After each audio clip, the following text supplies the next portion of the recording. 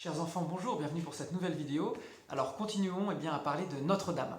Je vous ai dit que la dévotion à Notre-Dame et le fait de passer par la Sainte Vierge, c'était le moyen le plus rapide, le plus parfait, le plus facile en fait pour devenir un grand saint. Et ça, c'est pas moi qui le dis, c'est vraiment l'Église à travers la voix de tous les grands saints qui sont passés sur terre avant nous. Et voyez-vous, on pourrait penser que parfois la dévotion à Marie, ça consiste simplement à dire son chapelet, juste à dire bien son chapelet. Or, c'est pas du tout ça. La dévotion à Marie, à Notre-Dame, ça va bien plus loin que ça. Vous voyez, un très grand saint qui s'appelait Saint Louis-Marie Grignon de Montfort explique que pour vraiment vivre dans la dévotion à Marie, il faut faire les choses avec Marie, en Marie, par Marie et pour Marie. Alors on va voir aujourd'hui comment faire les choses avec Marie. Qu'est-ce que ça veut dire être avec Marie? Eh bien c'est ce que je vous disais une des fois précédentes, c'est qu'il faut l'inviter, voyez. Et lorsqu'on fait les choses, lorsqu'on invite Marie, si vous voulez, Notre-Dame, eh bien la Sainte Vierge, elle vient et on peut faire tous nos actes de notre vie quotidienne avec elle. Vous voyez?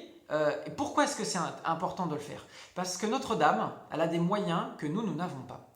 C'est très simple, regardez, vos parents, eh bien, ils ont la capacité de faire des choses que vous n'avez pas. Par exemple, vous avez besoin de vous déplacer. Bah vous, à part vos jambes, chers enfants, vous avez, ou le vélo éventuellement, ou la trottinette. Mais par exemple, papa, maman, ils prennent la voiture et ça va beaucoup plus vite. Ou alors, ils peuvent même se permettre de prendre le train. Vous voyez, des choses que vous ne pouvez pas faire. Et donc, du coup, quand on fait des choses avec notre maman du ciel, eh bien, ça va beaucoup plus vite. Et ça n'a pas de prix, voyez-vous.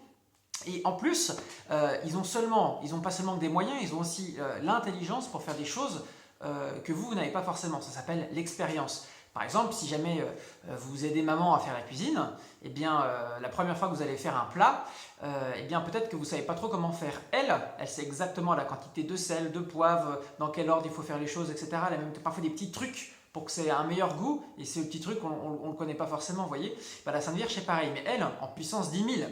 C'est-à-dire que non seulement elle a son expérience de Sainte Vierge, et puis surtout, vous voyez, elle a Dieu qui a infusé dans son âme, dans son cœur et dans son intelligence, une intelligence telle qu'en fait, elle sait à peu près tout faire. Si vous lui confiez quelque chose, eh bien, ça va réussir. Vous voyez, il y a d'ailleurs un beau vocable qu'on appelle Marie aussi, Notre-Dame qui défait les nœuds. Vous voyez, parce qu'elle est tellement habile, tellement douée qu'elle est capable de défaire tous les nœuds de notre vie.